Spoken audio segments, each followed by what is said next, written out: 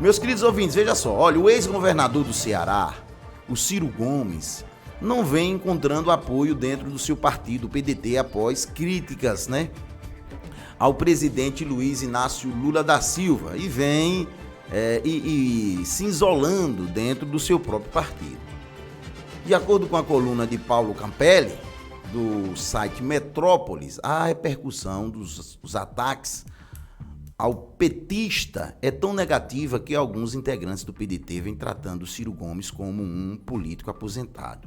O problema é que o PDT tem um ministro, o ministro da Previdência, que é o presidente do partido, Carlos Lupe. A questão é essa, só essa, O camarada está filiado a um partido, foi candidato a presidente pelo mesmo, não estou dizendo que não tem que ter a crítica. Eu estou falando aqui que é o próprio partido que está vendo essa situação do Ciro Gomes. Mas, segundo a publicação, o PDT avalia não lançar mais o Ciro a nenhum cargo para o executivo. Para alguns dirigentes do partido, o ex-governador do Ceará já teria dado a sua contribuição na vida pública e que procure um caminho fora da política. É uma arrogância, uma prepotência sem tamanho.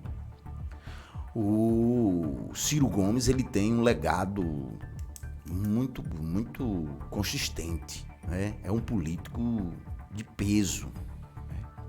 O fato do Ciro Gomes falar o que pensa, detalhadamente, porque o Ciro Gomes, ele está sendo aqui julgado por falar a verdade, Quem lembra aí de alguém na sua região, de alguém na sua comunidade que não já passou por isso, Ser julgado por outros por só simplesmente falar a verdade. Falar a verdade incomoda, principalmente para quem não quer ouvir a verdade. Para quem não quer ouvir a verdade. Para quem vive de mentiras, vive de momentos. Vamos aproveitar aqui o momento e tal. O Ciro Gomes, ele não tem esse perfil, ele é muito verdadeiro. Ele fez críticas ao governo Luiz Inácio Lula da Silva, como todos fazem. O problema é o seguinte, é que é cultura de todos que fazem parte de política, se tratando do Brasil principalmente. O que tem de hipócritas na política brasileira não é brincadeira. Aproveitadores, mentirosos, bajuladores, que são os famosos puxa-sacos, aqueles que estão se locupletando do dinheiro público, aqueles que estão mamando na teta do governo. Eu não estou dizendo aqui que é correto, que é certo você fazer fogo amigo, porque tem o fogo amigo, Existe o fogo amigo. Talvez opiniões, de determinados correligionários não agradem. A ordem, o que se percebe é que tem uma força maior por trás de todo um sistema de poder de que não pode contrariá-lo. Que não pode e não deve contrariá-lo.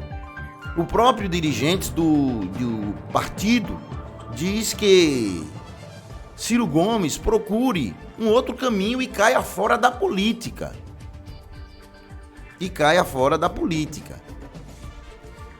Olha, meus queridos, a crítica mais recente do Ciro Gomes a Lula ocorreu no último dia 12 desse mês, quando Ciro Gomes participava de uma palestra em Portugal. Caramba, o Lula foi parar na cadeia. Será possível que não aprendemos nada? Ou nós acreditamos que Lula foi inocentado? Ele não foi inocentado, disse Ciro Gomes naquela oportunidade. O colunista afirma ainda que dirigentes do PDT garantem a Lula que o partido não concorda com as críticas feitas por Ciro. Atualmente, A legenda faz parte da base do petista e tem o presidente da sigla, Carlos Lupe, como ministro da Previdência Social. É o que eu falo, né? O PDT abocanhou um ministério importante, é o Ministério da Previdência Social. Quem ocupa esse ministério? Quem é o dono da pasta? Nada mais, nada menos que Carlos Lupe, que é o presidente nacional do PDT. Aí o Ciro Gomes, que participou de algumas eleições como presidente da República, é conhecido por suas colocações, suas críticas em relação aos seus adversários. Em uma oportunidade, eu vi Ciro Gomes dizer, bem antes de Dilma Rousseff assumir o seu segundo mandato, o seguinte: ele disse mais ou menos uns 2 meses antes dela assumir o segundo mandato, disse: olha, tem um camarada aí se preparando para ser presidente da Câmara de Deputados. Tem um camarada aí se preparando para ser presidente da Câmara Federal. E se esse camarada for presidente, ela não termina seu segundo mandato. Ele disse isso. Ela vai ser golpeada. Vocês sabem de quem ele estava falando. Mas Ciro Gomes também criticou muito ações do ex-presidente Jair Messias Bolsonaro, criticou outros adversários. É um camarada. Eu tô aqui fazendo defesa de Ciro Gomes, não. Mas tudo que Ciro fala tem um peso enorme. Incomoda todo mundo. Eu acho que o seguinte, chama-se Ciro Gomes e diz: olha, Ciro, não dá dessa forma. O PDT não é Ciro Gomes. O PDT tem outros interesses dentro do governo. Inclusive, deu sustentação, né, deu apoio a Lula no segundo turno, contrariando o próprio Ciro Gomes. Aí o PDT vem cá e chama o camarada e diz: olha, não dá certo. Não dá certo, assim não dá certo. Respeitamos a sua opinião, respeitando o seu ponto de vista, mas não podemos ter um membro dentro de um partido falando mal, queimando, em outras palavras, o governo no qual nós temos um ministro. O ministro da Previdência, o Carlos Lupe. Eu acho que até o próprio Carlos Lupe deveria chamar o Ciro Gomes para uma conversa. Agora você está usando redes sociais, usando sites, jornal, para poder falar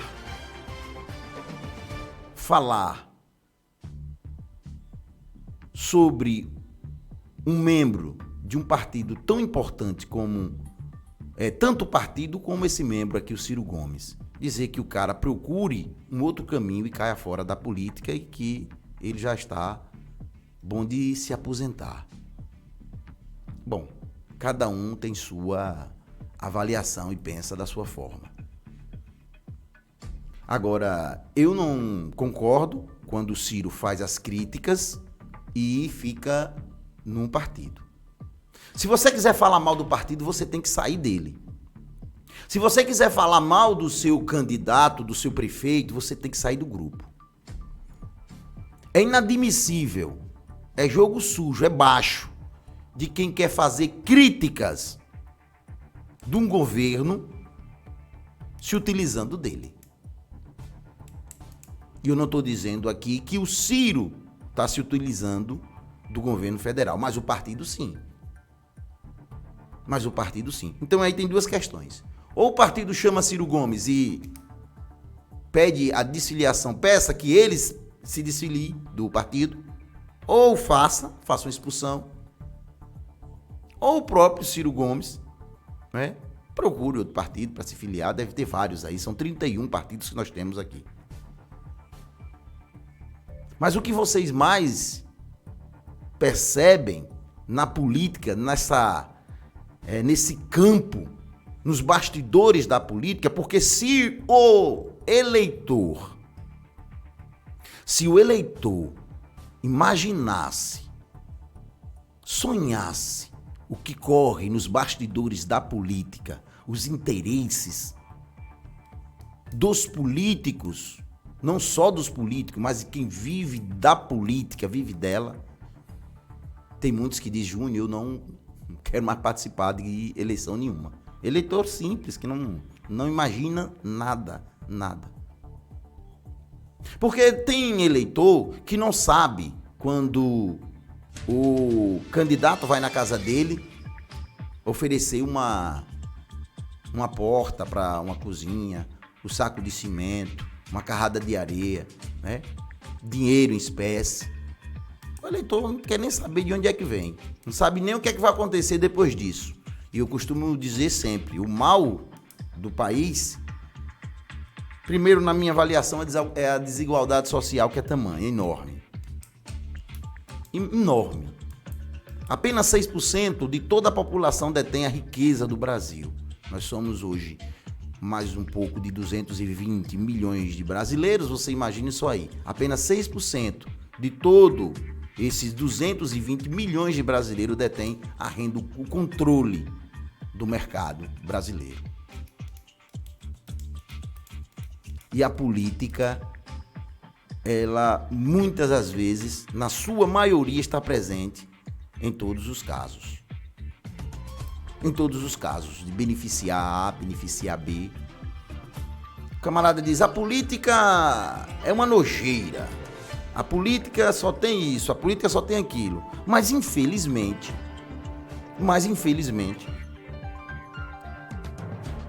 tudo que vem para a sua comunidade tem que passar pela política. Tudo tem que passar pela política. Você precisa de uma estrada boa? Tem política. Você precisa de uma ampliação de energia na sua comunidade? Tem política. Você precisa da vacina, como foi agora a questão da Covid-19? Tem que ter a política. Tudo tem que ter a política. Você precisa do remédio? Tem a política. Ah, Júnior, mas eu tenho dinheiro, eu acabei de dizer. Aí não é público, aí é privado, aí é o seu. Entendeu? Aí você vai pagar, você vai comprar o remédio, você vai deixar lá 40%, 45% de imposto. Que vai para onde, meu cidadão? Que vai para onde, meu querido? Para a política. Na verdade, todos nós trabalhamos para sustentar quem não trabalha. A verdade é essa. Para sustentar quem não trabalha. Olha aí, tá cheio de CPI. É CPI daquilo, CPI dali, CPI daqui, CPI dali, CPI de todo que é lugar. Muitas figurinhas que estavam esquecidas estão procurando em CPI holofotes. A verdade é essa. Nós estamos há 5 meses de um novo governo. Nós temos aí instaladas umas 3 CPI já. É CPI do MST, é CPI das Americanas, é CPI do 8 de janeiro. E vocês pensam que essas CPIs, que são muitas das vezes instaladas lá na Câmara ou no Senado, tem a CPI, que é a Comissão Parlamentar de Inquérito, que ela pode ser no Senado ou na Câmara, e tem a mista, né? Que são nas duas casas. E lá os camaradas ficam procurando quem grita mais, né? Quem aparece mais nos tweets da vida, né? Nos WhatsApps da vida, nos Instagrams da vida, nos Telegrams da vida. Né? Um camarada, tem muitos que chegam lá e se fazem de palhaços para poder aparecer. É uma verdadeira falta de respeito com o contribuinte, com o cidadão. E aí o brasileiro está comendo reggae. Está comendo reggae. Porque o sistema, ele é bruto. O sistema, ele é bruto, ele é cruel. Nós estamos com... Veja só, meus queridos ouvintes. Nós estamos com 3 CPIs. Vamos para as 3 CPIs. Já estão em andamento aí. Com o relator, com o presidente. Está todo mundo aí já nos seus postos. E as reformas? E a reforma eleitoral? Não se fala? E a reforma administrativa? Não se fala da reforma administrativa? Júnior, o que é reforma administrativa? Reforma administrativa é uns ganhando mais, sem fazer nada, e o trabalhador ganhando uma merreca. É um presidente, um membro do Tribunal de Contas dos Municípios ganhando 39 mil reais, só de salário, fora as vantagens. É um ministro do Supremo Tribunal Federal ganhando 49 mil, só de salário. É servidor público ganhando mais do que o presidente da República, só no seu salário. Boa parte do PIB brasileiro, boa parte dela, uma grande parte, de tudo que se arrecada no país, vai para legislativo, executivo e judiciário. Não, vai para o legislativo, executivo e o judiciário. O executivo come tudo. É aquilo que eu falei. É o dono do bolo, ele que distribui. É o executivo. Através de quê? Receita Federal, INSS, PIS, CONFINS. E é tanto imposto que você fica doido. E é malaco subindo, malaco descendo. E agora ninguém pode falar mais nada, não. Tem que ficar todo mundo calado, pianinho. A senha agora é vantagens. É aquela história, para quem me ajudar eu dou um abraço, para quem fala mal de mim eu dou dinheiro e ele muda. A história é essa. Procure aí na sua região, procure aí, meus queridos ouvintes do programa Jornal da Tarde, alguém que foi julgado por falar a verdade, simplesmente por estar falando a verdade. Aí você chega e diz, camarada, eu estou falando a verdade, sim, mas essa verdade aí não pode ser falada. Ela não pode ser falada. Você tem que ficar calado. Você não pode falar. Porque o sistema é bruto. O esquema é bruto. Os brasileiros não acordaram ainda para isso. A desigualdade social é tamanha. Como é que se vive um trabalhador ganhando R$ 1.300 por mês e pagando R$ 100, 120, 130 no botijão de gás? O aluguel aí ninguém mais pode pagar. O déficit habitacional é enorme. A cesta básica está tomando 50% do que você ganha no mês, só a cesta básica. Não estou falando de aluguel, de alimentação. O brasileiro trabalha demais para malaco, para malandros. Né? E eu não estou aqui dizendo nenhuma mentira, não. Vocês sabem disso. A coisa é estarrecedora. Estão dominando todo o sistema. Corromperam o sistema judiciário. A justiça brasileira está corrompida. Está corrompida. Tem jeitinho para tudo. Tem jeitinho para tudo. Agora você veja. O Supremo Tribunal Federal condenou o ex-senador Fernando Collor. Esta quinta-feira, dia 25, o ex-presidente Fernando Collor de Mello. A corte entendeu que Collor ele cometeu crimes de corrupção passiva e lavagem de dinheiro. O caso é um desdobramento ainda da Operação Lava Jato. Estão pedindo aí... Esse caso aconteceu entre 2015, 2010, foi 2014, foi uma coisa assim, né? Essas denúncias apareceram aí, né? Que esses pagamentos seriam ocorridos em 2010, 2014, 2015, né? E estão pedindo aí a prisão de Fernando Collor de Mello, ex-senador. Os ministros agora vão decidir a pena ser aplicada ao ex-parlamentar e outros envolvidos no caso. Mas o que se sabe, né, é que são 33 anos de prisão. Será? Vamos aguardar para ver o que é que vai acontecer. E o porquê que eu estou trazendo essa informação de que o Supremo Tribunal Federal condenou o ex-senador Fernando Collor de Mello, ex-presidente da República, condenou a prisão, regime fechado, prisão, por crime de corrupção. Por que eu estou dizendo isso, Júnior? Meus queridos ouvintes, por que o Júnior Santinha está dizendo isso? Porque o pau que dá em Chico, dá em Francisco. Porque eu acredito na justiça, mesmo sabendo que existe um esquema terrível dentro da própria justiça. De vez em quando você vê aí uma venda de sentença. O desembargador tal, o juiz tal, o ministro tal foi acusado, né, de ter vendido uma sentença. Isso aí tá aqui na Bahia é uma rola.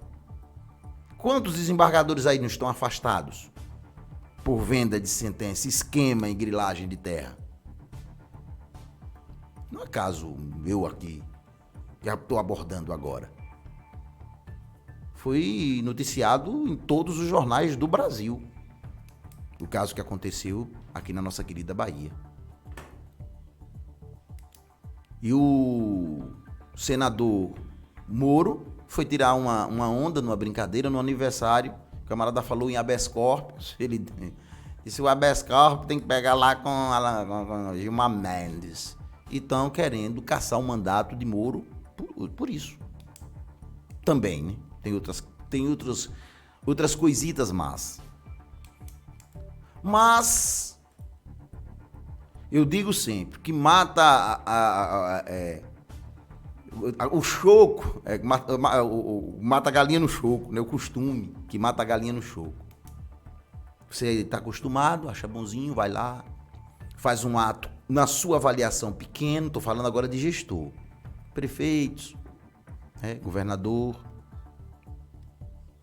Teve um rolo aí envolvendo o chefe da Casa Civil, o ministro Rui Costa, num período da pandemia, num esquema aí de consórcio, envolvendo aí compras de respiradores, e levaram 50 milhões de reais. Não estou dizendo que foi Rui que levou, estou falando que levaram. A empresa pegou, botaram na conta da empresa e não chegou respirador nenhum. E cadê o dinheiro? E onde é que está o dinheiro?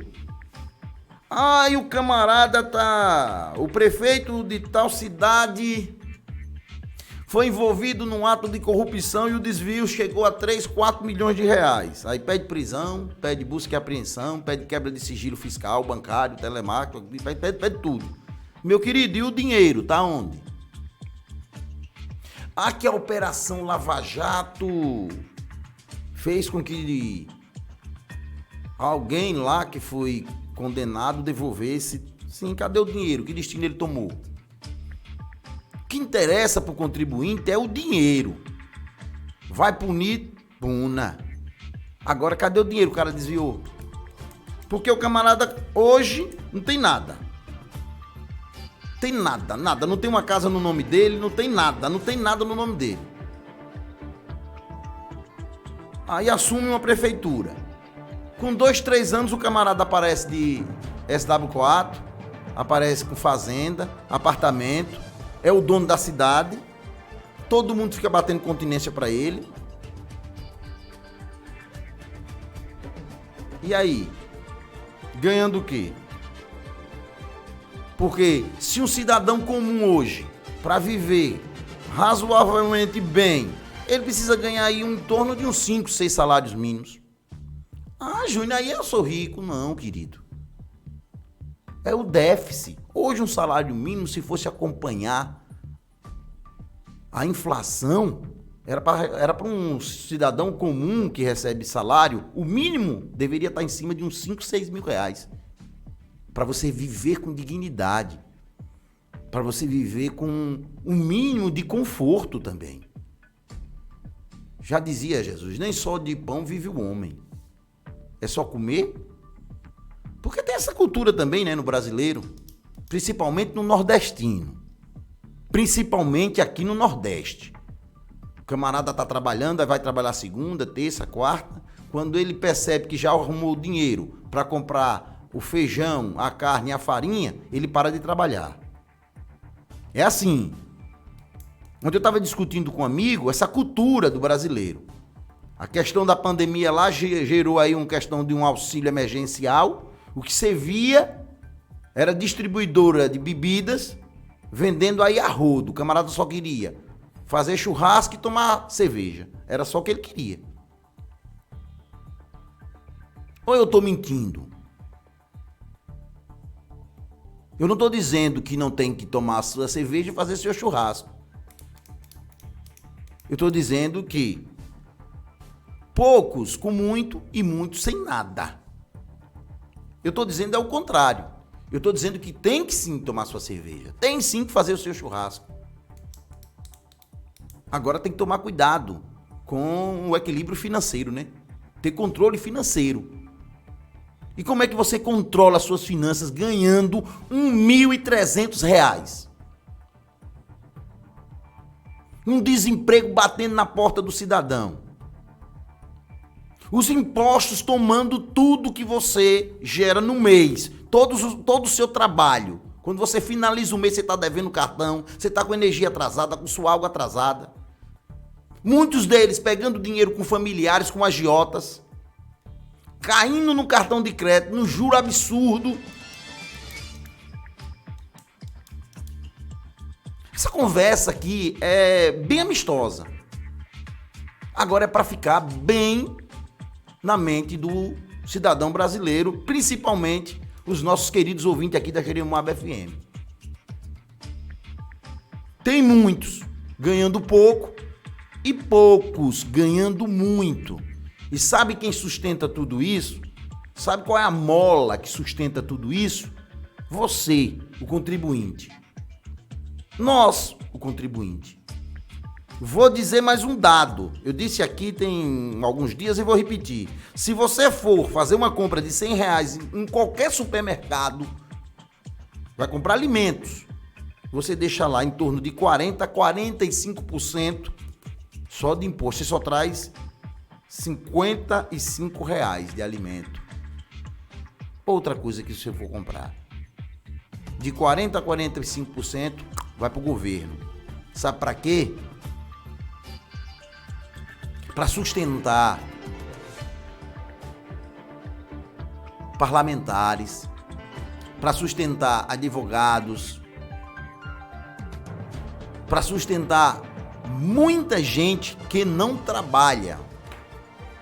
Se vocês forem dar uma analisada, quantos servidores, quantos funcionários tem um ministro do Supremo Tribunal Federal, quantos assessores, quantos juízes? Se vocês forem dar uma analisada de quantos assessores tem um deputado federal, quantos assessores tem um deputado estadual, vereador não, né? Vereador, algumas cidades só tem 1, 2. Cidade de grande porte, né? Feira de Santana, Paulo Afonso.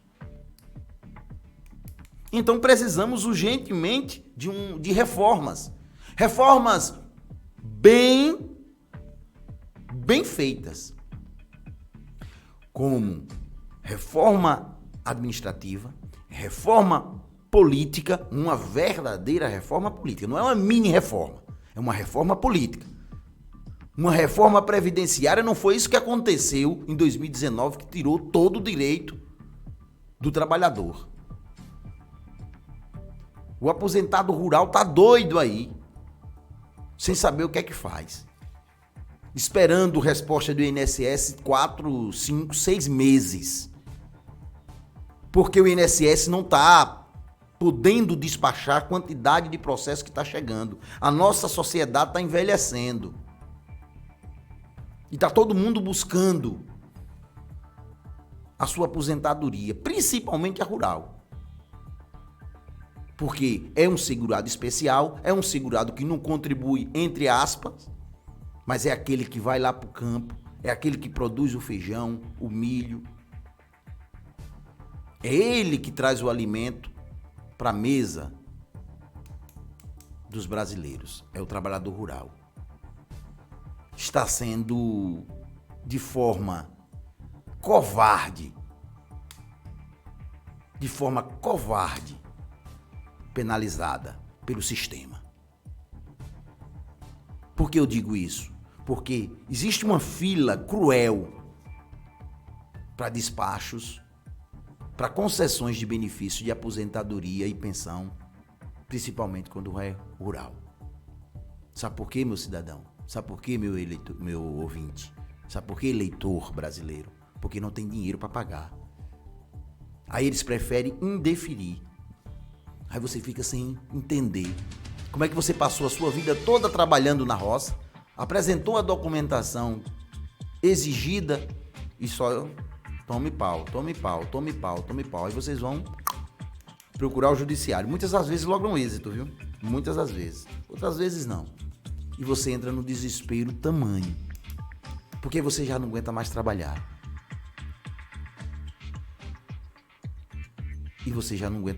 Então nós precisamos de uma reforma previdenciária que venha ser satisfatória, principalmente ao homem do campo. Precisamos de uma reforma eleitoral. Precisamos de uma reforma administrativa. Urgente, tenho dito. Bom, gente.